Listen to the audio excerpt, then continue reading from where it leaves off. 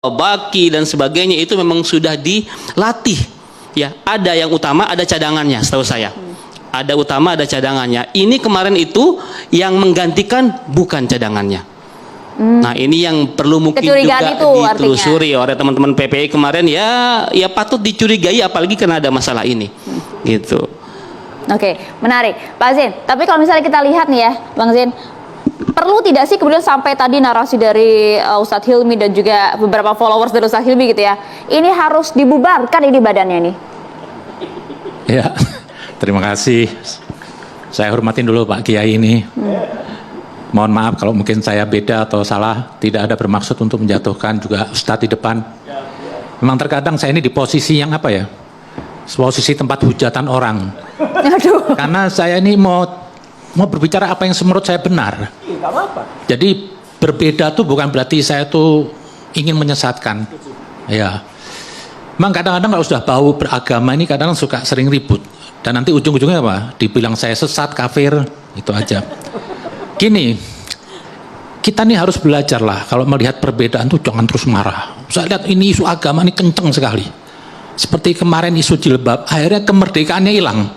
Saya perhatiin berita di mana-mana jilbab ini apa lagi. Belum lama kita dicekokin oleh pepesan kosong Mama Gufron, masuk lagi ini lagi. Lah inilah negara akhirnya capek. Akhirnya kemarin saya lihat Pak, kesakralan kemerdekaan tuh nggak ada lagi. Ya kan karena aturan cuma itu. Karena jilbab.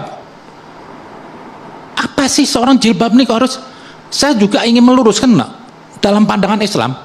Ini karena apa? Masih menganggap, maaf, saya mungkin beda di sini ya. Dan berapa banyak ulama yang tidak mengatakan jilbab itu wajib.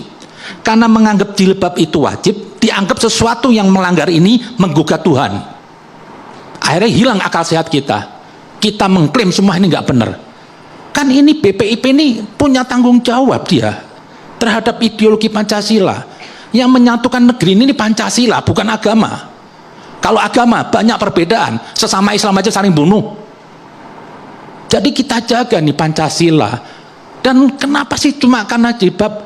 Kalau boleh saya katakan jilbab itu bukan suatu perintah kewajiban. Kalau mau lihat dari ayatnya, itu kan hendaklah, itu anjuran. Anjuran itu apa? Andaikan Anda sakit, makanlah yang bergizi. Kalau nggak makan tidak berdosa.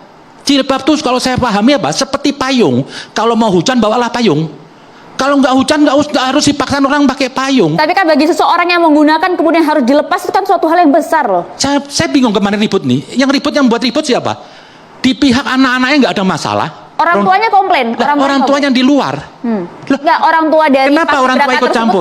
Maaf, ini jilbab, sholat, puasa itu kebutuhan personal. Tidak boleh siapapun intervensi. Hak orangnya.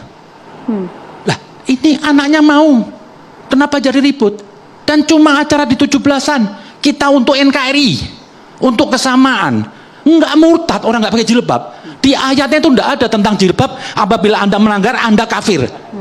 Ayatnya malah baik Tuhan, supaya jangan diganggu. Jadi jilbab itu apa? Kondisional. Bukan sesuatu hal yang harus mutlak dipakai hari-hari. Ini mungkin saya melawan banyak orang. Tapi itu jelas ayatnya, hendaklah. Bukan perintah kewajiban. Satu lagi di surat An-Nur. Yang dibilang aurat wanita itu apa? Sini sampai dada. Tidak ada mengatakan kepala harus ditutupin kayak Batman. Terus dibilang rambut katanya itu aurat. Gak ada. Mana ayatnya? Kalau emang rambut itu aurat, ayat di An-Nur 31 membahas tentang aurat wanita itu apa? Ditutup sampai kepala. Itu cuma dada aja. Lah inilah, lah kerangka berpikir tentang jilbab ini yang perlu diluruskan. Besok-besok kalau ada perbedaan jilbab, jangan ramai seperti gempa bumi di Indonesia ini. Pak Ziyad,